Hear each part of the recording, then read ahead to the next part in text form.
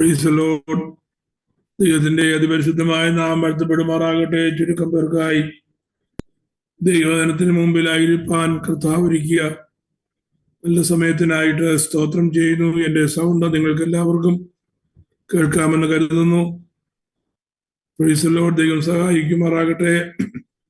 സൂമിലായിരിക്കുന്നതായ എല്ലാ പ്രിയപ്പെട്ടവർക്കും വേഗം വരുന്ന കർത്താവായ യേശുക്രിസ്തുവിന്റെ നാമത്തിലുള്ളതായ സ്നേഹവന്ദനങ്ങളെ ഞാൻ അറിയിക്കുന്നു. കർത്താവ് എല്ലാ പ്രിയപ്പെട്ടവരെയും സഹായിക്കുകയും ബലപ്പെടുത്തുകയും ചെയ്യുമാറാകട്ടെ. സ്തോത്രം.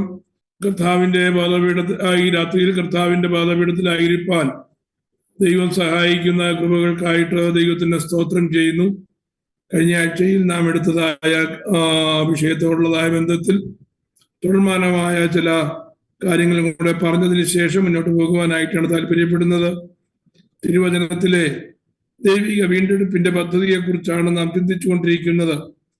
അതിൽ ഇസ്രായേൽ ജനത്തിലുള്ളതായ ബന്ധത്തിൽ ലോകത്തിന്റെ വീണ്ടെടുപ്പിന് വേണ്ടി പ്ലാൻ ചെയ്തിരിക്കുന്നതായ ദൈവത്തിന്റെ ആ വീണ്ടെടുപ്പിന്റെ പദ്ധതിയിൽ ഏറ്റവും പ്രധാനപ്പെട്ടതായിരിക്കുന്നതായ ഒരു വിഷയമാണ് നമുക്ക് ഉൽപ്പത്തി പുസ്തകം 20 മുതലുള്ളതായ അധ്യായങ്ങളിൽ കാണുവാനായിട്ട് കഴിയുന്നത്.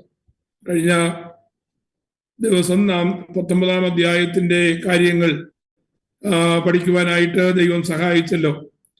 ഞാൻ അതിലേക്ക് വീണ്ടും മടങ്ങിപ്പോകുവാനായിട്ട് ആഗ്രഹിക്കുന്നില്ല. 20 അധ്യായത്തിൽ 20 മുതലുള്ളതായ അധ്യായങ്ങൾ മാനവജാതിയുടെ വീണ്ടെടുപ്പുമായിട്ടുള്ളതായ ബന്ധത്തിൽ ഇസ്രായേൽ ജനത്തിൽ കൂടെ ദൈവം ചെയ്യുവാൻ ആഗ്രഹിച്ചിരുന്നതായ കാര്യങ്ങൾക്ക് ഏറ്റവും പ്രധാനപ്പെട്ടതായ വിഷയങ്ങളാണ് നാം ഇന്ന് രാത്രിയിൽ ചർച്ച ചെയ്യുവാനായിട്ട് പോകുന്നത്. 20 അധ്യായത്തിന്റെ ഇതിവൃത്തം എന്ന് പറയുന്നത് ഇസ്രായേൽ ജനത്തെ സീനായ് മരുഭൂമിയിൽ അല്ലെങ്കിൽ സീനായ് മലയുടെ അടിവാരത്തിൽ കൊണ്ടുവന്നിട്ട് ദൈവം മോശയെ ദൈവസന്നിധിയിലേക്ക്, യഹോവയായ ദൈവത്തിന്റെ സന്നിധിയിലേക്ക് വിളിച്ച് ചേർക്കുകയാണ്. എന്തിനു വേണ്ടിയാണ്? ദൈവം നിർണയിച്ചിരിക്കുന്നതായ ദിവസങ്ങൾ ദൈവത്തോടു കൂടെ ആയിരുന്നു കൊണ്ട് ഇസ്രായേൽ ജനത്തിന് ദൈവം കൊടുക്കുവാൻ ആഗ്രഹിക്കുന്നതായ പ്രമാണങ്ങളെ മോശയെ ഏൽപ്പിക്കുക എന്നുള്ളതാണ് ദൈവത്തിന്റെ പദ്ധതി. അതിൻ പ്രകാരമാണ് മോശ സീനായ് മലയിലേക്ക് ദൈവത്തിന്റെ ആഹ്വാന പ്രകാരം കയറി ചെല്ലുവാനിടയായി തീർന്നു. 20 അധ്യായത്തിൽ ഇസ്രായേൽ ജനത്തിനുള്ളതായ 10 കൽപ്പനകൾ കൊടുക്കുന്നതായിട്ട് നമുക്ക് കാണുവാനായിട്ട് കഴിയും. അതിൽ ആ 10 കൽപ്പനകൾ തുടർന്നുള്ളതായ അധ്യായങ്ങൾ ഏതാണ്ട് 32 വരെയുള്ളതായ അധ്യായങ്ങൾ യഹോവയായ ദൈവം ജനത്തിന് കൊടുക്കുന്നതായ പ്രമാണങ്ങളാണ്. പുറപ്പാട് പുസ്തകം നമുക്കറിയാം 40 അധ്യായങ്ങളാണ്. 33 മുതൽ 40 വരെയുള്ള അധ്യായങ്ങൾ ദൈവം കൊടുത്തതായ പ്രമാണം താഴ്വാരത്തിലേക്ക് ഇറങ്ങി വന്നതായ മോശ ഇസ്രായേൽ ജനത്തിന്റെ ഇടയിൽ നടപ്പാക്കുന്നതായ പ്രായോഗിക തലങ്ങളാണ് നമുക്ക് 33 മുതലുള്ളതായ അധ്യായങ്ങൾ കാണുവാൻ കഴിയുന്നത്.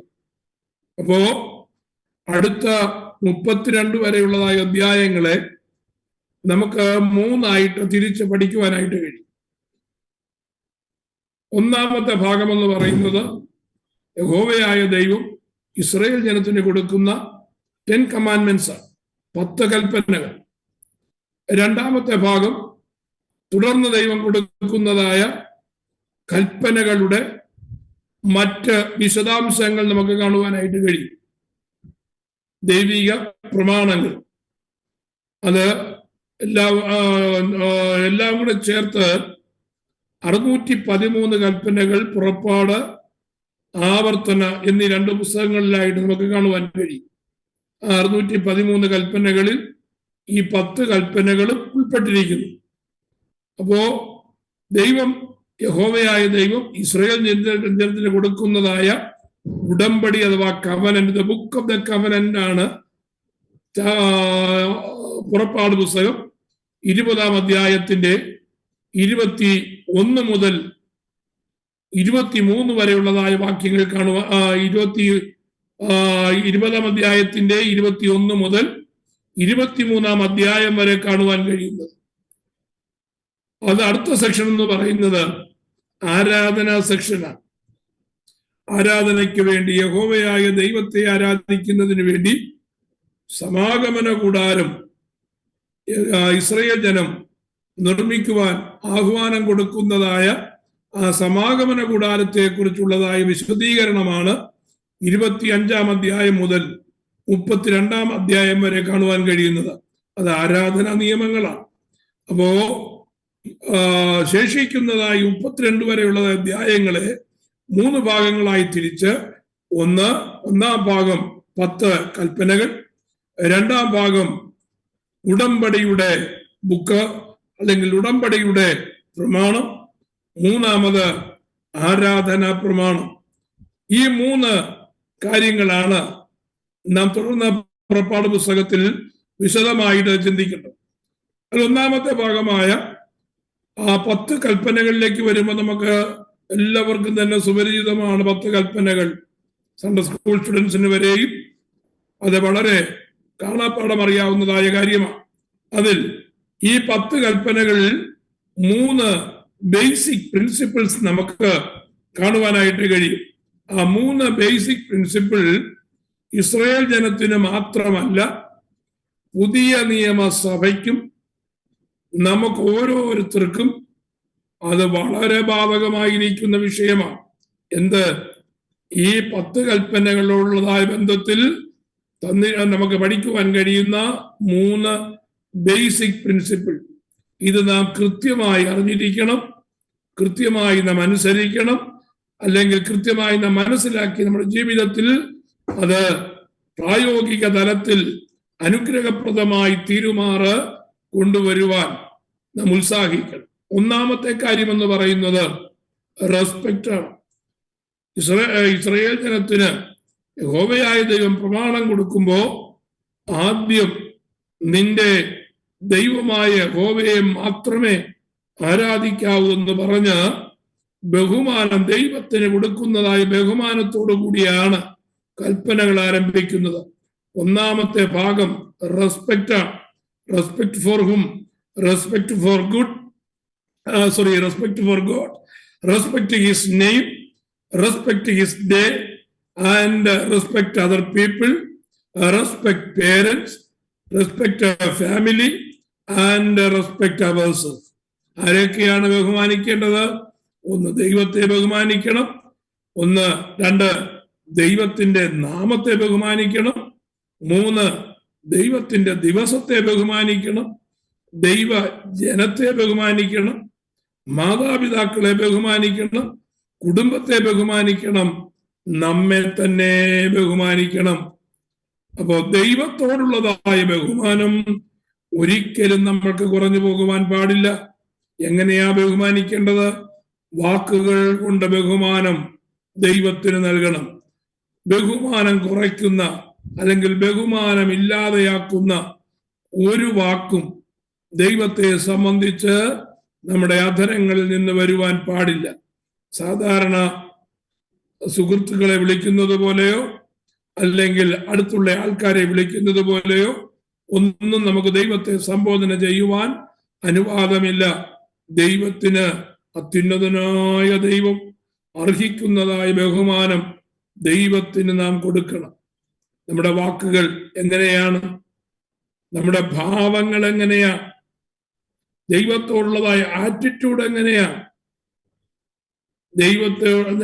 ദൈവം മുമ്പാകെ നാം സംസാരിക്കുന്നത് എങ്ങനെയാ? നമ്മുടെ ബോഡി ലാംഗ്വേജ്, നമ്മുടെ ലിറ്ററൽ ലാംഗ്വേജ്, നമ്മുടെ ഭാവങ്ങൾ, നമ്മുടെ പ്രവർത്തികൾ എല്ലാം തന്നെ ദൈവത്തിന് ബഹുമാനം കൊടുക്കുന്ന തരത്തിലായിരിക്കണമെന്ന് ദൈവം ആഗ്രഹിക്കുകയാണ്. ഇതുപോലെ തന്നെയാണ് ദൈവത്തിന്റെ ദിവസം. ദൈവം നമുക്ക് തന്നിരിക്കുന്നതായ ദിവസത്തെ, ദൈവത്തെ ആരാധിപ്പാൻ ദൈവം നമുക്ക് തന്നിരിക്കുന്നതായ ദിവസത്തെ നാം ബഹുമാനിക്കണം. നമ്മോടുകൂടെ വസിക്കുന്നതായ മറ്റുള്ളവരെ നാം ബഹുമാനിക്കണം. കുഞ്ഞുങ്ങൾ ശ്രദ്ധിക്കേണ്ടത്, മാതാപിതാക്കളെ നാം ബഹുമാനിക്കണം, നമ്മുടെ കുടുംബത്തെ ബഹുമാനിക്കണം, നാം നമ്മെ തന്നെ ബഹുമാനിക്കണം. എന്താ നമ്മെ തന്നെ ബഹുമാനിക്കണം എന്ന് പറഞ്ഞാൽ അർത്ഥം? നമുക്ക് കർത്താവ് ഒരു ശരീരം തന്നിട്ടുണ്ട്. നമ്മുടെ ശരീരത്തെ നാമായി വേദനിപ്പിക്കുവാൻ പാടില്ല, നമ്മുടെ ശരീരത്തെ നാമായി അപമാനിക്കുവാൻ പാടില്ല, നാം നമ്മുടെ ശരീരത്തെ നാമായി എന്ത് ചെയ്യാൻ പാടില്ല? നശിപ്പിക്കുവാൻ പാടില്ല. കാരണം നമ്മുടെ ശരീരം എന്ന് പറയുന്നത് ദൈവത്തിന്റെ മന്ദിരമാണ്. അങ്ങനെയെങ്കിൽ ദൈവജനം എന്ന് പറയുന്നതായ ദൈവജനത്തിന് അല്ലെങ്കിൽ ഒരു വ്യക്തിക്ക് ആത്മഹത്യ നിഷിദ്ധമാണ്. എന്ത് കാരണം വന്നാലും, എന്ത് ഡിപ്രഷൻ വന്നാലും, എന്ത് നിരാശ വന്നാലും, എന്ത് ഇല്ലായ്മ വന്നാലും, എന്ത് പട്ടിണി വന്നാലും, എത്ര ഞെരുക്കം വന്നാലും, നിന്ന വന്നാലും എന്ത് ചെയ്യാൻ പാടില്ല? നാം ഒരിക്കലും നമ്മുടെ ജീവിതം അവസാനിപ്പിക്കുവാൻ പാടില്ല. കാരണം ശരീരം കൊണ്ട് നമ്മുടെ ജീവിതം അവസാനിക്കുന്നില്ല. അങ്ങനെയെങ്കിൽ ദൈവം തന്നിരിക്കുന്നതായ ഈ ശരീരം നാമായി തന്നെ നശിപ്പിക്കുമ്പോ ദൈവത്തിന്റെ നിത്യശിക്ഷാവിധി നമ്മുടെ മേൽ കടന്നു വരുവാൻ ഇടയാകും. നിത്യദണ്ഡനത്തിന് അങ്ങനെയുള്ളതായ വ്യക്തികൾ അർഹരായി തീരുകയാണ്. അത് വളരെ ശ്രദ്ധിക്കണം. അതുകൊണ്ട് എല്ലാ ഡിപ്രഷനെയും, എല്ലാ നിരാശകളെയും, എല്ലാ ഇല്ലായ്മകളെയും ഓവർകം ചെയ്യുവാനുള്ള ദൈവകൃപയാണ് നാം ദൈവത്തോട് ചോദിച്ചു വാങ്ങിക്കേണ്ടത്. ഇന്നത്തെ ഈ തലമുറയിൽ ഏറ്റവും അധികം കാണുന്നതായ ഒരു പ്രവണതയാണ് ജീവിതത്തിൽ ഏത് ചെറിയ കാര്യത്തിന് പോലും ജീവിതം അവസാനിപ്പിച്ചു കളയുന്ന ഒരു പ്രവണത. അതൊരിക്കലും ദൈവജനത്തിൽ ഉണ്ടാകാനേ പാടില്ല. അത് തീർത്തും സാത്താന്യമാണ്. അങ്ങനെയുള്ളതായ ചിന്തകൾ ദൈവജനത്തിന്റെ ഇടയിൽ വരുവാൻ പാടില്ല എന്നാണ് ദൈവത്തിന്റെ വചനം നമ്മെ പഠിപ്പിക്കുന്നത്. 10 കൽപ്പനകളുള്ളതായ ബന്ധത്തിൽ രണ്ടാമത്തെ ബേസിക് പ്രിൻസിപ്പിൾ എന്ന് പറയുന്നത് റെസ്പോൺസിബിലിറ്റിയാണ്, ഉത്തരവാദിത്വം. ദൈവം നമുക്ക് തന്നിരിക്കുന്നതായ ഉത്തരവാദിത്വങ്ങളുണ്ട്. ആ ഉത്തരവാദിത്വങ്ങൾ നാം നിറപടിയായി നിർവർത്തിക്കണം. കുഞ്ഞുങ്ങൾക്ക് കുഞ്ഞുങ്ങളുടേതായിട്ടുള്ള ഉത്തരവാദിത്വമുണ്ട്. രക്ഷകർത്താക്കൾക്ക് അവരുടേതായിട്ടുള്ള ഉത്തരവാദിത്വമുണ്ട്. ഭർത്താവിന് ഭർത്താവിൻ്റെതായിട്ടുള്ള ഉത്തരവാദിത്വം, ഭാര്യയ്ക്ക് ഭാര്യയുടേതായിട്ടുള്ള ഉത്തരവാദിത്വം. നമ്മൾ ഭൗതികമായ അനുഭവങ്ങളിലായിരിക്കുമ്പോൾ നാം ഏത് പൊസിഷനാണോ വഹിക്കുന്നത് ആ പൊസിഷന് അർഹമായിരിക്കുന്നതായ ഉത്തരവാദിത്വം നാം അത് നിർവഹിക്കണം. ദൈവം മുമ്പാകെയുള്ള ഉത്തരവാദിത്വം മാത്രമല്ല, ഭൗതിക ജീവിതത്തിലും കുടുംബ ജീവിതത്തിലും നമ്മുടെ സോഷ്യൽ ലൈഫിലുമൊക്കെ നാം ചെയ്യേണ്ടതായ റെസ്പോൺസിബിലിറ്റീസ് നാം കൃത്യമായി അത് ഫുൾഫിൽ ചെയ്യണമെന്നാണ് ദൈവത്തിന്റെ വചനം നമ്മെ പഠിപ്പിക്കുന്നത്. 3, ഇത് രണ്ടും നമ്മൾ അനുസരിച്ചില്ലെങ്കിൽ എന്ത് സംഭവിക്കും? നിശ്ചയമായും ഒരു പണിഷ്മെന്റ് ഉണ്ടാകും എന്നുള്ളതായ കാര്യം നാം മറന്നു പോകരുത്. ദൈവവചനം നാം ചിന്തിക്കുമ്പോൾ അല്ലെങ്കിൽ ദൈവവചനം പഠിക്കുമ്പോൾ നമുക്ക് മനസ്സിലാക്കുവാൻ കഴിയുന്നത് ഏതാണ്ട് 18 കാരണങ്ങളാൽ അല്ലെങ്കിൽ 18 വിധ പാപങ്ങളാൽ ക്യാപിറ്റൽ പണിഷ്മെന്റ് കൽപ്പിച്ചിട്ടുണ്ട് എന്ന് നമുക്ക് കാണുവാൻ കഴിയും. എന്ന് പറഞ്ഞാൽ മരണശിക്ഷ. അപ്പോ ലംഘനം വരുന്ന ഇടത്ത് ശിക്ഷ അനുഭവിക്കേണ്ടി വരും. ആ ശിക്ഷയുടെ സ്വഭാവം അനുസരിച്ച് അത് ക്യാപിറ്റൽ പണിഷ്മെന്റ് ആയിട്ട് മാറുവാനിടയുണ്ട്. പഴയ നിയമത്തിൽ ആ പ്രമാണമാണെങ്കിൽ പുതിയ നിയമത്തിൽ പ്രത്യക്ഷത്തിൽ നമുക്ക് ശാരീരികമായി ആ ക്യാപിറ്റൽ പണിഷ്മെന്റ് മിക്കതിൽ നിന്നും ഒഴിഞ്ഞിരിക്കുന്നത് നമുക്ക് കാണുവാനായിട്ട് കഴിയും. അപ്പോ ഈ 3 ബേസിക് പ്രിൻസിപ്പിൾ നമ്മൾ ഓർത്തിരിക്കണം. 10 കൽപ്പനകളെ സംബന്ധിച്ച് നമുക്കറിയാം, 1 മുതൽ 20-ാം അധ്യായത്തിന്റെ 1 മുതൽ 17 വരെയുള്ളതായ വാക്യങ്ങളിലാണ് നമുക്ക് 10 കൽപ്പനകളെ കാണുവാനായിട്ട് കഴിയുന്നത്. അത് ഞാൻ എല്ലാം വായിപ്പാനായിട്ട് ആഗ്രഹിക്കുന്നില്ല. നമുക്ക് അത് മനസ്സിലാക്കി പഠിക്കുവാനും അനുസരിപ്പാനും തന്നിരിക്കുന്നതാണ് ആ 10 കൽപ്പനകൾ. നാം കൃത്യമായി എല്ലാ തുറയിലുമുള്ളതായ ആൾക്കാർക്ക് വേണ്ടി, ക്രിസ്ത്യാനികൾക്ക് മാത്രമല്ല കേട്ടോ, ഈ 10 കൽപ്പനകൾ എല്ലാവർക്കും ബാധകമാണ്. Praise the Lord. ജനത്തെ ഭയപ്പെടണമെന്നുള്ളതായ ഒരു ഭാഗം നമുക്ക് തുടർമാനമായിട്ട് കാണുവാനായിട്ട് കഴിയും. ജനത്തിന്റെ ഭയം. ജനമൊക്കെ 18-ാമത്തെ വാക്യം, പുറപ്പാട് പുസ്തകം 20:18, ജനമൊക്കെയും ഇടിമുഴക്കവും മിന്നലും കാഹളധ്വനിയും പർവ്വതം പുകയുന്നതും കണ്ടു. ജനം അത് കണ്ടപ്പോൾ വിറച്ചുകൊണ്ട് ദൂരത്ത് നിന്നു. അവർ മോശയോട് പറയുകയാണ്, നീ ഞങ്ങളോട് സംസാരിക്ക, ഞങ്ങൾ കേട്ടുകൊള്ളാം. ഞങ്ങൾ മരിക്കാതിരിക്കേണ്ടതിന് ദൈവം ഞങ്ങളോട് സംസാരിക്കരുതേ. മോശ ജനത്തോട് പറഞ്ഞത്, ഭയപ്പെടേണ്ട, നിങ്ങളെ പരീക്ഷിക്കേണ്ടതിനും നിങ്ങൾ പാപം ചെയ്യാതിരിപ്പാൻ ദൈവത്താലുള്ളതായ ഭയം നിങ്ങൾക്കുണ്ടായിരിക്കാനും അത്രേ ദൈവം വന്നിരിക്കുന്നത് എന്ന് പറഞ്ഞു. അപ്പൊ ദൈവത്തിന്റെ പ്രസൻസ് നമ്മിലുണ്ടെങ്കിൽ, ദൈവം നമ്മെ കാണുന്നു എന്നുള്ളതായ ബോധം നമുക്കുണ്ടെങ്കിൽ, അല്ലെങ്കിൽ ദൈവത്തിന്റെ presence, if we are asking for the presence of God in our life, then automatically we will be away from committing sin. നാം പാപം പ്രവർത്തിക്കുന്നതിൽ നിന്ന് നാം നമ്മെ തന്നെ സൂക്ഷിക്കും. അതാണ് മോശ പറഞ്ഞത്, ദൈവം എന്തിനായി ഇറങ്ങി വന്നിരിക്കുന്നത്? ഒന്നാമത് നിങ്ങളെ പരീക്ഷിക്കേണ്ടതിന്, രണ്ടാമത് നിങ്ങൾ പാപം ചെയ്യാതിരിപ്പാൻ ദൈവത്തിങ്കലുള്ളതായ ഭയം നിങ്ങൾക്കുണ്ടാകേണ്ടതിന് ദൈവം ഇറങ്ങി വന്നിരിക്കുകയാണ്. പുതിയ നിയമ സഭയോടുള്ളതായ ബന്ധത്തിൽ പറയട്ടെ, പരിശുദ്ധാത്മാവിനെ നമ്മോടുകൂടെ ഇരിപ്പാൻ കർത്താവ് നമുക്ക് വേണ്ടി തന്നിരിക്കുകയാണ്. തൃത്വത്തിൽ മൂന്നാമനായ പരിശുദ്ധാത്മാവ് നമ്മോടുകൂടെ ഇരിക്കുന്നിടത്തോളം നാം തിരുവചനത്തിൽ നിന്ന് അന്യമായിരിക്കുന്ന, തിരുവചനം പാപമെന്ന് നമ്മെ പ്രബോധിപ്പിക്കുന്നതായ ഒരു സംരംഭത്തിലും ദൈവജനം ഇടപെടരുത്. അത് ശിക്ഷാർഹമാണ് എന്ന് ദൈവത്തിന്റെ വചനം നമ്മെ ഓർപ്പിക്കുകയാണ്. ഇനിയും യാഗത്തെ സംബന്ധിച്ചും ആ യാഗപീഠത്തെ സംബന്ധിച്ചുമുള്ളതായ ചില കാര്യങ്ങൾ നമുക്ക് 20-ാം അധ്യായത്തിന്റെ 22 മുതലുള്ളതായ വാക്യങ്ങളിൽ വായിപ്പാനായിട്ട് കഴിയും. വളരെ പ്രധാനപ്പെട്ടതായ ഒരു കാര്യം അവിടെ നിന്ന് ചൂണ്ടിപ്പറഞ്ഞിട്ട് ഞാൻ അടുത്ത അധ്യായത്തിലേക്ക് പോകാം. 20-ാം അധ്യായത്തിന്റെ 22 മുതലുള്ളതായ വാക്യങ്ങൾ.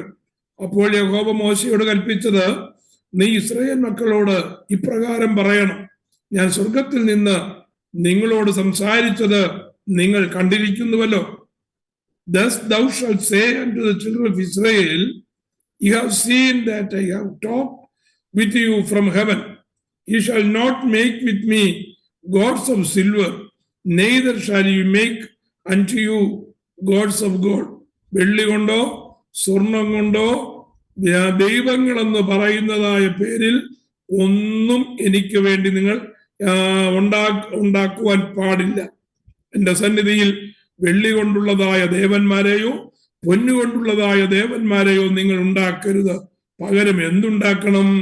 24-ാമത്തെ വാക്യത്തിൽ, എനിക്ക് മണ്ണുകൊണ്ട് ഒരു യാഗപീഠമുണ്ടാക്കി അതിന്മേൽ ഹോമയാഗങ്ങളെയും സമാധാന യാഗങ്ങളെയും നിന്റെ ആടുകളെയും കന്നുകാലികളെയും അർപ്പിക്കണം. ഞാൻ എന്റെ നാമത്തിന്റെ സ്മരണ സ്ഥാപിക്കുന്ന ഏത് സ്ഥലത്തും ഞാൻ നിന്റെ അടുക്കൽ വന്ന് നിന്നെ അനുഗ്രഹിക്കും. എന്തുകൊണ്ടുണ്ടാക്കണം? മണ്ണ് കൊണ്ടുണ്ടാക്കണം, സ്വർണം കൊണ്ടുണ്ടാക്കരുത്. ദൈവത്തിന് പറയാമായിരുന്നു, എനിക്കൊരു യാഗപീഠം പണിയണം, അത് വിലയേറിയ യാഗപീഠമായിരിക്കാൻ ഏറ്റവും വിലയുള്ളതായ സ്വർണം കൊണ്ട് അല്ലേ വെള്ളി കൊണ്ട് നിങ്ങൾ എനിക്ക് യാഗപീഠം ഉണ്ടാക്കണമെന്ന് ദൈവത്തിന് പറയാമായിരുന്നു. ദൈവം എന്ത് പറഞ്ഞില്ല, പകരം എന്താ പറഞ്ഞത്? പ്രൈസുള്ള സ്വർണം കൊണ്ടോ വെള്ളി കൊണ്ടോ നിങ്ങൾ എനിക്ക് യാഗപീഠം പണിയരുത്. പിന്നെ എന്തുകൊണ്ട് പണിയണം? മണ്ണുകൊണ്ട് നിങ്ങൾ പണിയണം. Praise the Lord. യാഗപീഠം മണ്ണുകൊണ്ട് പണിയണം. പകരം സ്വർണം കൊണ്ടോ വെള്ളി കൊണ്ടോ പണിയണമെന്ന് പറഞ്ഞാൽ ഇസ്രായേൽ മക്കളുടെ ഇടയിൽ സ്വർണവും വെള്ളിയും ഉള്ളവർക്ക് മാത്രമേ ദൈവത്തെ ആരാധിപ്പാനായിട്ട് കഴിയത്തുള്ളൂ. ധനവാന്മാർക്ക് മാത്രമേ, സാമ്പത്തിക ശേഷി ഉള്ളവർക്ക് മാത്രമേ ദൈവത്തെ ആരാധിപ്പാനായിട്ട് കഴിയുകയുള്ളൂ. പക്ഷേ സാധാരണക്കാരന് പോലും, ഏത് മനുഷ്യനും ദൈവത്തെ ആരാധിപ്പാൻ കഴിയേണ്ടതിന് യാഗപീഠം പണിയുവാൻ ദൈവം മണ്ണുകൊണ്ട് യാഗപീഠം പണിയുവാൻ അവരോട് കൽപ്പിക്കുകയാണ്. എനിക്ക് പ്രാപ്തിയില്ല എന്ന് പറയുവാൻ ആർക്കും കഴിയാത്ത വിധത്തിൽ ദൈവം ആരാധനാ ക്രമം അല്ലെങ്കിൽ ആരാധനാ നിയമം ലഘൂകരിച്ചു കൊടുക്കുകയാണ്. പുതിയ നിയമത്തിലും അത് തന്നെയാണ്.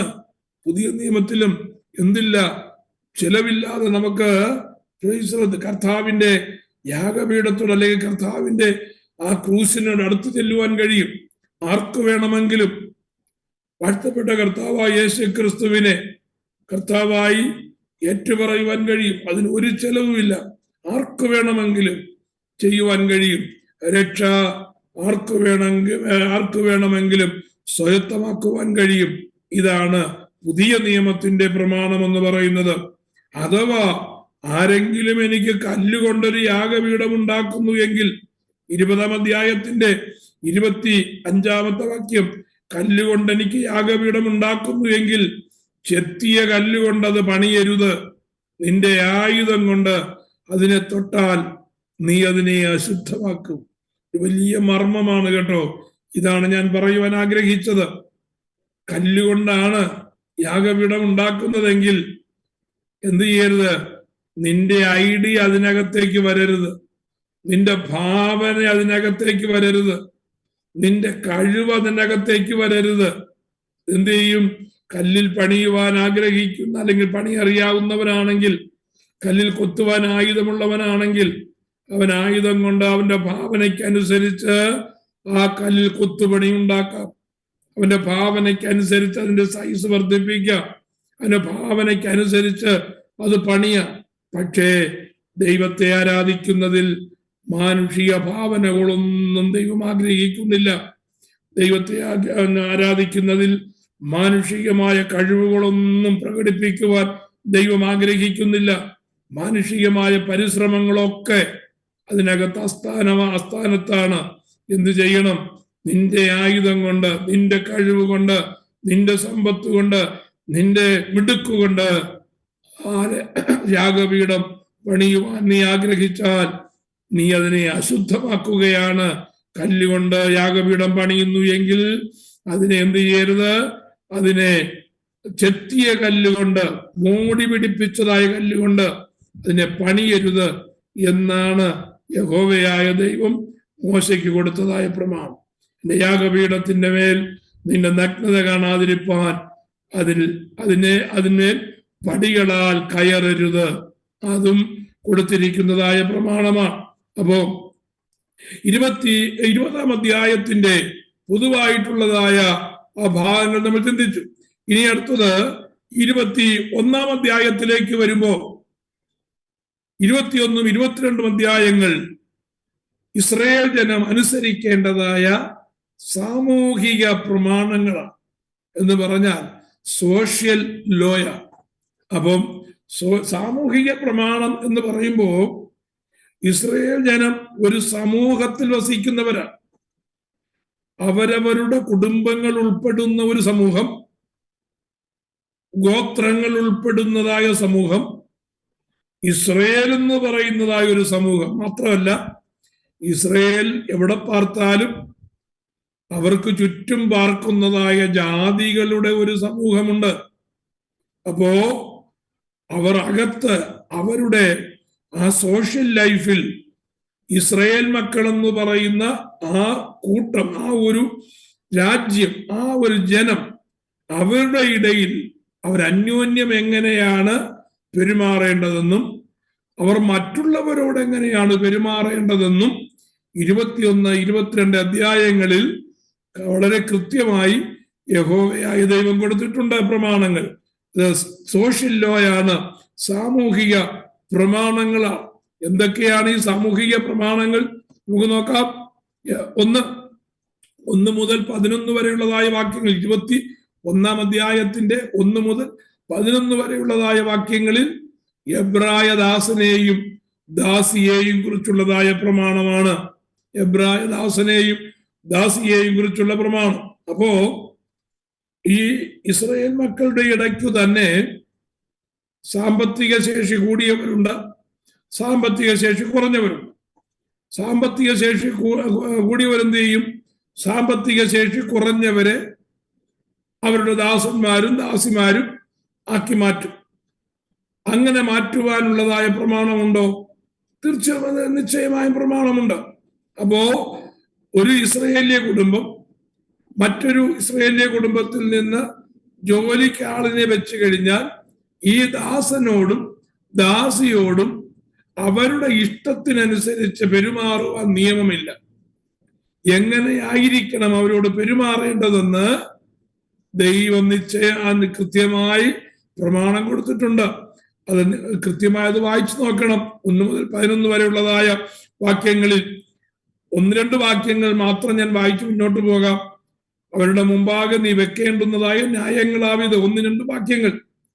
നീ ഒരു എബ്രായദാസനെ വിലയ്ക്ക് വാങ്ങിയാൽ 6 സംവത്സരം സേവിച്ചിട്ട് 7-ാം സംവത്സരത്തിൽ അവൻ ഒന്നും കൊടുക്കാതെ സ്വതന്ത്രനായി പൊയ്ക്കൊള്ളണം. ഒന്നും കൊടുക്കാതെന്ന് പറഞ്ഞാൽ യജമാനൻ കൊടുക്കാതെന്നുള്ളതല്ല, സ്വതന്ത്രനാകേണ്ടതിന് അവനൊരു കപ്പം കൊടുക്കേണ്ടത് ആവശ്യമാണ് അക്കാലത്ത്. പക്ഷേ ഒരടിമ സ്വാതന്ത്ര്യം പ്രാപിച്ച് പോകുന്നതിന് വേണ്ടി അടിമ കൊടുക്കേണ്ടതായ ആ വേതനം അല്ലെങ്കിൽ ആ കൂലി അല്ലെങ്കിൽ ആ പ്രതിഫലം യജമാനന് കൊടുക്കേണ്ട കാര്യമില്ല. 6 സംവത്സരം ഈ അടിമ യജമാനനെ സേവിച്ചു കഴിഞ്ഞാൽ യജമാനൻ എന്ത് ചെയ്യാം? സ്വതന്ത്രനായി അവനെ വിടുവാനുള്ളതായ ഒരു പ്രമാണമുണ്ട്. പോകണമെന്ന് വിചാരിച്ചാൽ പോകുവാനുള്ളതായ ആഗ്രഹം പ്രകടിപ്പിച്ചാൽ മടങ്ങിപ്പോകുവാൻ പെർമിഷൻ കൊടുക്കണം. ആജീവനാന്തം ഒരു എബ്രായ ദാസനെയോ ദാസിയെയോ നിർബന്ധമായി വെക്കുവാൻ ദൈവം പ്രമാണം കൊടുത്തിട്ടില്ല. 12 മുതൽ 14 വരെയുള്ളതായ വാക്യങ്ങൾ വായിക്കുമ്പോ കുലപാതകത്തെ സംബന്ധിക്കുന്നതായ പ്രമാണമാണ്. ഒരു മനുഷ്യനെ അടിച്ചു കൊല്ലുന്നവൻ മരണശിക്ഷ അനുഭവിക്കണം. അവൻ കരുതിക്കൂട്ടാതെ അങ്ങനെ അവന്റെ കൈകൾ സംഭവിപ്പാൻ ദൈവം സംഗതി വരുത്തിയതായാൽ അവൻ ഓടിപ്പോകേണ്ടുന്നതായ സ്ഥലം ഞാൻ നിയമിക്കും. അപ്പോ പർപ്പസ്ലി ആരെങ്കിലും ജീവഹാനി വരുത്തിയാൽ ഞാൻ ജീവഹാനി വരുത്തുന്നവൻ അല്ലെങ്കിൽ കൊല്ലുന്നവനെ അവന്റെ രക്തപ്രതികാരകൻ കൊല്ലണം. അതിന് എന്തില്ല? അതിന് കേസാകട്ടെ വഴക്കാകട്ടെ എന്നില്ല. Praise the Lord. അപ്പോ ഒരുവനെ വേറൊരുവൻ അടിച്ചു കൊന്നാൽ അല്ലെങ്കിൽ പർപ്പസ്ലി കൊന്നാൽ, പ്രൈസ് ദി ലോർഡ്, ആ കൊല്ലുന്നവൻ മരണശിക്ഷ അനുഭവിക്കണം എന്നുള്ളതാണ് ദൈവം കൊടുത്തിരിക്കുന്നതായ പ്രമാണം. പക്ഷേ അബദ്ധവശാൽ കൊല്ലുകയാണെങ്കിൽ അല്ലെങ്കിൽ മരിച്ചു പോവുകയാണെങ്കിൽ, ഒരു ഉദാഹരണത്തിന് തമ്മിൽ വഴക്കുണ്ടായി, അല്ലെങ്കിൽ ഒരുവൻ വിറക് കിട്ടുവാനായിട്ട് കോടാലിയും കൊണ്ട് വിറക് കിട്ടുവാൻ കടന്നുപോയി. അപ്പൊ കൂടെ പോകുന്നതായ ഒരുത്തൻ അടുത്ത് നിൽക്കുകയാണ്. വിറക് കിട്ടിക്കൊണ്ടിരിക്കുമ്പോൾ കോടാലി ഉരുത്തെറിച്ചു. ആ കോടാലി വന്ന് ഒരു മനുഷ്യന്റെ അടുത്ത് നിൽക്കുന്ന മനുഷ്യന്റെ ദേഹത്ത് കൊണ്ടു. അവന് വീണ് മരിച്ചു പോയാൽ അത് അബദ്ധവശാൽ മരിച്ചുപോയതാണ്. അതിന് മരണശിക്ഷ അനുഭവിക്കേണ്ട കാര്യമില്ല. പക്ഷേ അങ്ങനെ അബദ്ധവശാൽ കൊന്നു കഴിഞ്ഞാൽ അല്ലെങ്കിൽ അബദ്ധവശാൽ ഒരുവൻ മരിച്ചു പോയാൽ ആര് മുഖാന്തരമാണോ മരിച്ചുപോയത് അവന് രക്ഷപ്പെടുവാനുള്ളതായ സങ്കേത നഗരങ്ങളെന്ന് പറയുന്ന പേരിൽ ദൈവം അവർക്ക് വേണ്ടി സങ്കേത നഗരങ്ങൾ ഉണ്ടാക്കും എന്നാണ് പറഞ്ഞിരിക്കുന്നത്. മുമ്പോട്ട് വായിക്കുമ്പോ ആവർത്തന പുസ്തകത്തിലും അതുപോലെ യോശുവയുടെ പുസ്തകത്തിലും ഒക്കെ നമ്മൾ വരുമ്പോ സങ്കേത നഗരങ്ങളെ കുറിച്ചുള്ളതായ വിശദീകരണങ്ങൾ നമുക്ക് കാണുവാനായിട്ട് കഴിയും. 6 സങ്കേത നഗരങ്ങൾ ഉണ്ടാക്കിയതായിട്ട് നമുക്ക് വേദപുസ്തകത്തിൽ കാണുവാനായിട്ട് കഴിയും. 17-ാമത്തെ വാക്യത്തിൽ തന്റെ അപ്പനെയോ അമ്മയെയോ ശപിക്കുന്നവൻ മരണശിക്ഷ അനുഭവിക്കണം.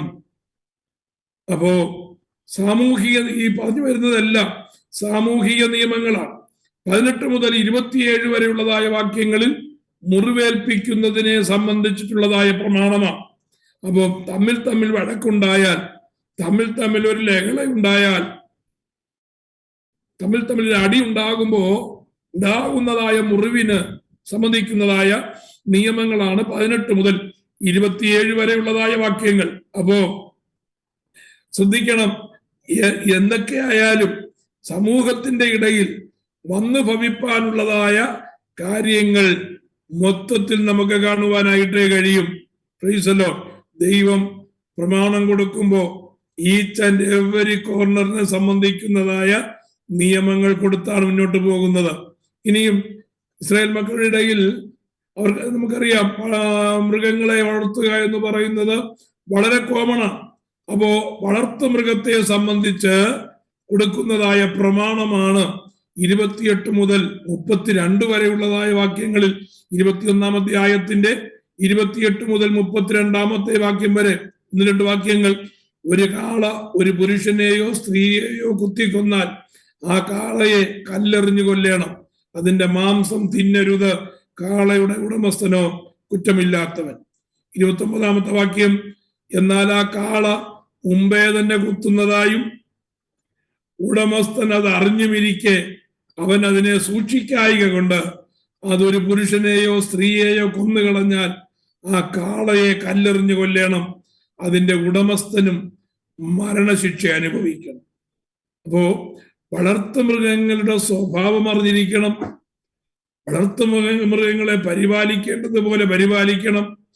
വളർത്തു മൃഗങ്ങളിൽ നിന്ന് അയൽക്കാരനുണ്ടാകുന്നതായ ദോഷത്തിൽ നിന്ന് അയൽക്കാരൻ ഒരിക്കലും ദോഷമുണ്ടാകാതെ സൂക്ഷിക്കേണ്ട ഉത്തരവാദിത്വവും ആരുടേതാണ്? ആ മൃഗം വളർത്തുന്നവന്റെ ഉത്തരവാദിത്വമാണ്.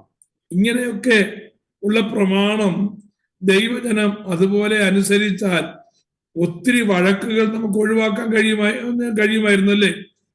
അങ്ങനെയാണ് ദൈവം കൊടുക്കുന്നതായ പ്രമാണത്തിന്റെ പ്രത്യേകത. സമൂഹത്തിന്റെ, വ്യക്തികളുടെ ആരോഗ്യം, കുടുംബത്തിന്റെ ആരോഗ്യം, സമൂഹത്തിന്റെ ആരോഗ്യം, രാജ്യത്തിന്റെ സ്ഥിരതയും അഭിവൃദ്ധിയും ഇതൊക്കെ മുൻനിർത്തിയാണ് ദൈവം കൊടുത്തിരിക്കുന്നതായ പ്രമാണം. നോക്ക്, എത്ര പെർഫെക്റ്റ് ലോയാണ് ദൈവത്തിന്റെ ലോ എന്നറിയാമോ? ആ നിയമം അനുസരിച്ച് ഒരു സമൂഹം ജീവിക്കാൻ തീരുമാനിച്ചു കഴിഞ്ഞാൽ അത് ദൈവത്തിന്റെ മുമ്പിൽ ഒരു പ്രത്യേക സമ്പത്തായി മാറുകയാണ്. ഒരു പ്രത്യേക ജനമായിട്ട് അത് മാറുകയാണ്. ഇക്കാലത്തും അതേ നിയമങ്ങൾ അഡോപ്റ്റ് ചെയ്യുന്നത് കൊണ്ട് ഒരു തെറ്റുമില്ല എന്നുള്ളതാണ് ശരിയായിട്ടുള്ളതായ കാര്യം. ഇനിയും ആരെങ്കിലും അശ്രദ്ധമായി കാര്യങ്ങൾ ചെയ്താൽ എന്താണ് അതിനെ സംബന്ധിക്കുന്നതായ നിയമം?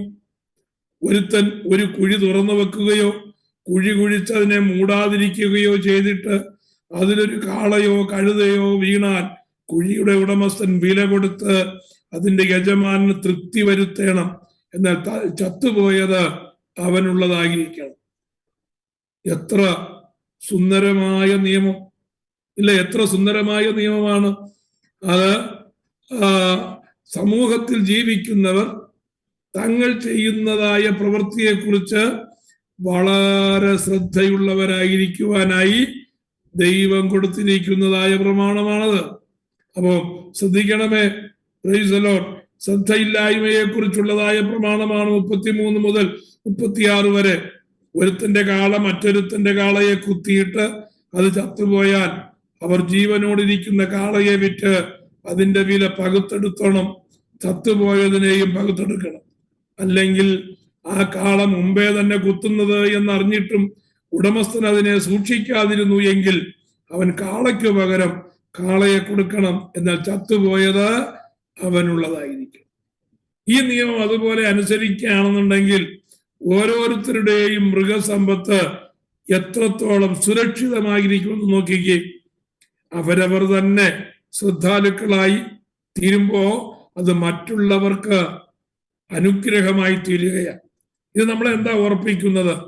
നമ്മുടെ ജീവിതത്തിൽ, നമ്മുടെ വ്യക്തിപരമായ ജീവിതത്തിൽ വളരെ ശ്രദ്ധാലുക്കളായിരിക്കണം. ഫാമിലിക്കുള്ളിൽ, കുടുംബത്തിനുള്ളിൽ ഭർത്താവ് വളരെ ശ്രദ്ധയുള്ളവനായിരിക്കണം.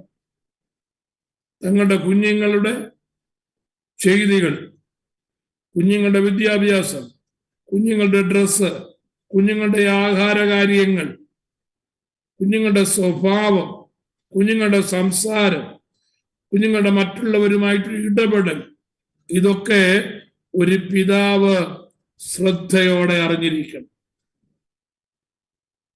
കുഞ്ഞുങ്ങളെ കുറിച്ചുള്ളതായ അശ്രദ്ധ വന്നാൽ എന്താ സംഭവിക്കുക? കുടുംബത്തിന്റെ ഭദ്രത നഷ്ടപ്പെടും. ദൈവത്തിന്റെ പ്രമാണം അങ്ങനെയാ. വ്യക്തിപരമായി നാം നമ്മെ തന്നെ ശ്രദ്ധിക്കണം. ഒരു മാതാവ് കുഞ്ഞുങ്ങളുടെ സകല പ്രവൃത്തിയുടെ മേലും ശ്രദ്ധാലുവായിരിക്കണം.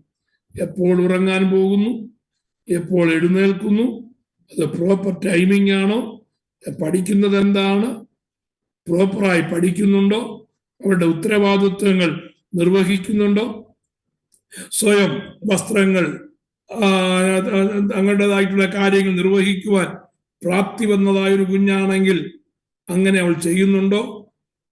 ഇതെല്ലാം ഒരു മാതാവ് ശ്രദ്ധിക്കേണ്ട കാര്യമാണ്. എന്ന് പറഞ്ഞ് മനസ്സിലായോ? അപ്പോ ദൈവത്തിന്റെ പ്രമാണം എന്തിനാ നമ്മൾ പഠിക്കുന്നത്? നമ്മൾ പഠിക്കുന്നത് നമ്മുടെ ജീവിതത്തിൽ അത് അഡോപ്റ്റ് ചെയ്യാൻ വേണ്ടിയാണ്. അങ്ങനെ ആരോഗ്യകരമായി കുഞ്ഞുങ്ങളെ പരിപാലിക്കുന്ന ഒരു കുടുംബം, ആരോഗ്യമുള്ള ഒരു കുടുംബമായി, പണം അവർക്ക് സമ്പത്തില്ലെങ്കിൽ പോലും സന്തോഷവും സമാധാനവും ഉള്ളതായ ഒരു കുടുംബം ആയി അത് മാറുവാനിടയാകും. പിതാവ് രാവിലെ ഇറങ്ങി ജോലിക്ക് പോകുന്നു, പോകുന്ന വഴിക്ക് അങ്ങ് പോകുകയാണ്. അത് കഴിയുമ്പോ വീട്ടിലെ കാര്യസ്ഥ മാതാവാണ്. മാതാവ് തോന്നുന്നത് പോലെ കാര്യങ്ങൾ ഒരു ഉത്തരവാദിത്വമില്ലാത്ത രീതിയിൽ പോകുകയാണെങ്കിൽ എന്താ സംഭവിക്കുക? കുഞ്ഞുങ്ങൾ എഴുന്നേൽക്കുമ്പോൾ എഴുന്നേൽക്കട്ടെ, പഠിക്കുമ്പോൾ പഠിക്കട്ടെ, തിന്നുന്നെങ്കിൽ ആഹാരം കഴിക്കുന്നെങ്കിൽ ആഹാരം കഴിക്കട്ടെ എന്ന് പറഞ്ഞ് മുന്നോട്ട് പോയാൽ കുടുംബത്തിന്റെ ഭദ്രത നഷ്ടപ്പെടും. ഈസലോ, നമ്മുടെ കുഞ്ഞുങ്ങളെ ഇല്ലായ്മ അറിഞ്ഞു വേണം വളർത്തുവാൻ. നമുക്കില്ലെങ്കിലും കുഞ്ഞുങ്ങൾ സമ്പന്നരായ ഉള്ളതുപോലെ കഴിയട്ടെ എന്നല്ല നമ്മൾ ചിന്തിക്കേണ്ടത്. ഒരു കുടുംബത്തിന്റെ ഭാഗമായിരിക്കുമ്പോൾ പിതാവിന്റെ വേദന, പിതാവിന്റെ ഭാരം മാതാവ് പങ്കിടണം. പിതാവിന്റെയും മാതാവിന്റെയും ഭാരങ്ങളും വേദനകളും കുഞ്ഞുങ്ങൾ അറിയണം. പിതാവിന്റെ ഇല്ലായ്മകൾ, മാതാവിന്റെ ബലഹീനതകൾ കുഞ്ഞുങ്ങൾ മനസ്സിലാക്കണം, കുഞ്ഞുങ്ങളെ മനസ്സിലാക്കിക്കണം. ആ രീതിയിൽ, ആ ബേസിൽ വേണം വളർന്നു വരുവാൻ. അത് വളരെ ശ്രദ്ധ, ക്രിസ്തീയ കുടുംബങ്ങളിലെങ്കിലും വളരെ ശ്രദ്ധ ഉണ്ടാകണം. കുടുംബ ജീവിതത്തിൽ ആ ശ്രദ്ധയില്ല എങ്കിൽ വളർന്നു വരുന്ന കുഞ്ഞുങ്ങളുടെ മോറൽ സൈഡ് വീക്കാകും.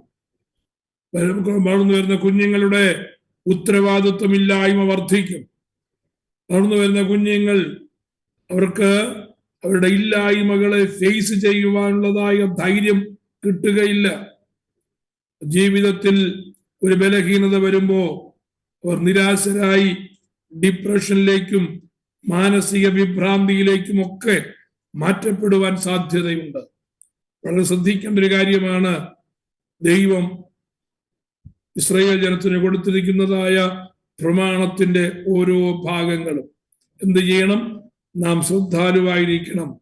നമ്മളെ ഏൽപ്പിച്ചിരിക്കുന്നതായ ചുറ്റുപാടിൽ ശ്രദ്ധാലുവായിരിക്കണം.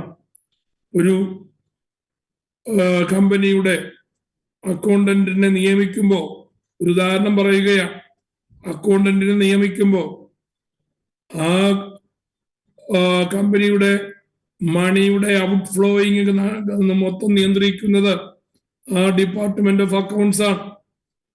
അവിടെ ഉത്തരവാദിത്വം ഏൽപ്പിച്ചിരിക്കുന്നതായ മനുഷ്യൻ വിജിലന്റായി ഓരോ ഫിൽസും ചെലവഴിക്കുമ്പോൾ അത് പ്രോപ്പറായ രീതിയിലാണ് ചെലവഴിക്കുന്നത് എന്ന് അവൻ എന്ത് ചെയ്യണം?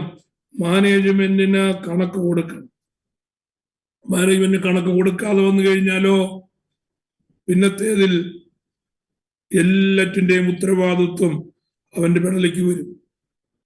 അത് അവന്റെ നിലനിൽപ്പിനെ ബാധിക്കും, ആ സ്ഥാപനത്തിന്റെ നിലനിൽപ്പിനെ ബാധിക്കും. ഇത് മനസ്സിലാക്കണം. നമ്മൾ നമ്മുടെ ചുറ്റുപാടിൽ നമ്മളെ ഏൽപ്പിച്ചിരിക്കുന്നതായ കാര്യങ്ങളിൽ ശ്രദ്ധാലുവായിരിക്കണം. ഒരു സഭാ ശുശ്രൂഷനെ സംബന്ധിച്ചും അത് തന്നെയാണ്. എന്ത് വേണം? വിശ്വാസികളുടെ സകല കാര്യത്തിലും ശ്രദ്ധാലുവായിരിക്കണം. തെറ്റായിട്ടുള്ളതായ പോക്ക് കണ്ടാൽ, തെറ്റായിട്ടുള്ള സ്വഭാവം കണ്ടാൽ, തെറ്റായിട്ടുള്ളതായ ഇടപാട് കണ്ടാൽ അത് എപ്പോഴും വിജിലന്റായി ശ്രദ്ധിച്ചില്ല എങ്കിൽ സഭയ്ക്കകത്ത് പ്രശ്നങ്ങൾ ഉണ്ടാകാൻ സാധ്യതയുണ്ട്. പല സഭകളും പ്രശ്നങ്ങളാൽ നിമിടമാകുന്നതിന്റെ കാരണം ഇതൊക്കെ കൊണ്ടായിരിക്കാം. ഇതൊക്കെ പ്രധാനപ്പെട്ട കാരണങ്ങളാണ്. അപ്പോ ശ്രദ്ധിക്കേണ്ടത്, ഇവിടെ കാളയുടെ കാര്യം പറഞ്ഞത് എന്തുകൊണ്ടാണ്? അത് അവരുടെ കുടുംബത്തിൻ്റെതായാലും വ്യക്തികളുടേതായാലും ഇസ്രായേൽ ജനത്തിൻ്റെതായാലും അത് അവരുടെ സാമ്പത്തിക സ്രോതസ് ആയതുകൊണ്ടാണ്. നമുക്ക് വിവിധമായ സാമ്പത്തിക സ്രോതസ്സാണ്. നമ്മുടെ സാമ്പത്തിക സ്രോതസ്സുകളെല്ലാം ദൈവത്താൽ നിയന്ത്രിതമായിരിക്കണം. അതിന്മേൽ ശ്രദ്ധാലുവായിരിക്കണം. സാമ്പത്തിക സ്രോതസ് മാത്രമല്ല, നമ്മുടെ ക്യാരക്ടർ, നമ്മുടെ ആറ്റിറ്റ്യൂഡ്, ഇതെല്ലാം വളരെ ശ്രദ്ധയോടെ വേണം നമ്മൾ കൈകാര്യം ചെയ്യുവാൻ. നമ്മുടെ കൂടെ ഉള്ളവരുടെ ആറ്റിറ്റ്യൂഡ് നാം മനസ്സിലാക്കണം. ശ്രദ്ധയോടെ അത് കൈകാര്യം ചെയ്യേണ്ടതാണ്. Praise the Lord. അപ്പോ ശ്രദ്ധയെന്ന് പറയുന്നത് ഏറ്റവും അനിവാര്യമായ കാര്യമാണ്. 2 അധ്യായത്തിലേക്ക് വരുമ്പോൾ അവിടെ നമുക്ക് തുടർന്നുള്ളതായ സാമൂഹിക നിയമങ്ങൾ കാണുവാനായിട്ട് കഴിയും. എന്താണ് 22 അധ്യായത്തിൽ? കൊള്ളയിൽ നിന്നും കവർച്ചയിൽ നിന്നും മൃഗസമ്പത്തിനുള്ളതായ സംരക്ഷണം. നേരത്തെ പറഞ്ഞു, മൃഗങ്ങളെ നാം ശ്രദ്ധിക്കുകയും സംരക്ഷിക്കുകയും ചെയ്യുകയാണ്. നാം നമ്മുടെ മൃഗങ്ങളെ സംരക്ഷിക്കുകയും സൂക്ഷിക്കുകയും ചെയ്യുമ്പോൾ അത് അയൽക്കാരന്റെ മൃഗസമ്പത്തിന്റെ സംരക്ഷണയുടെയും വർധനവിനും ഇതൊരു കാരണമായി തീരുകയാണ്.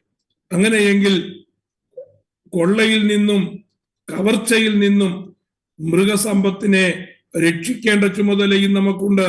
ഒരുത്തനൊരു കാളയെയോ ഒരാടിനെയോ മോഷ്ടിച്ച് അറുക്കുകയാകട്ടെ വിൽക്കുകയാകട്ടെ ചെയ്താൽ അവനൊരു കാളയ്ക്ക് 5 കാളയെയും ഒരാടിന് 4 ആടിനെയും പകരം കൊടുക്കണം. അപ്പോ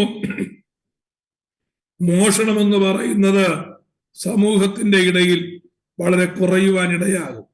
ഇല്ലാത്തത് കൊണ്ടാണ് മോഷ്ടിക്കുന്നത്, ശരിയാണ്. പക്ഷേ ആ മോഷ്ടിക്കുന്നവൻ എന്ത് ചെയ്യണം? മോഷ്ടിക്കുന്നവൻ ഒരു കാളയെ മോഷ്ടിച്ചാൽ 5 കാളയെ കൊടുക്കണം. ഒരാടിനെ മോഷ്ടിച്ചാൽ 4 ആടിനെ പകരം കൊടുക്കണം. കള്ളൻ വീട് മുറിക്കുമ്പോൾ പിടിക്കപ്പെട്ട് അടികൊണ്ട് മരിച്ചു പോയാൽ അവനെ സംബന്ധിച്ച് രക്തപാതകമില്ല. ഞാൻ എല്ലാം ഒന്നും വായിക്കുന്നില്ല.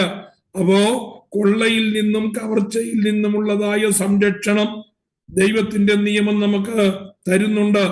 ദൈവത്തിന്റെ നിയമം അനുസരിക്കുന്ന പ്രിയപ്പെട്ടവർ, ദൈവത്തിന്റെ കൽപ്പന അനുസരിക്കുന്ന, ദൈവത്തിന്റെ വചനം അനുസരിക്കുന്നതായ പ്രിയപ്പെട്ടവർക്ക് ദൈവത്താൽ ഒരു സംരക്ഷണം ഉണ്ടാകുമെന്ന് നമുക്ക് ഉറപ്പു തരികയാണ് ദൈവത്തിന്റെ വചനം. Praise the Lord. ഞാൻ വേഗത്തിൽ മുന്നോട്ട് പോകട്ടെ. മോഷണം, കളവ് പോവുക എന്നിവയെ കുറിച്ചുള്ളതായ പ്രമാണം അതാണ് 6 മുതൽ 15 വരെയുള്ളതായ വാക്യങ്ങൾ.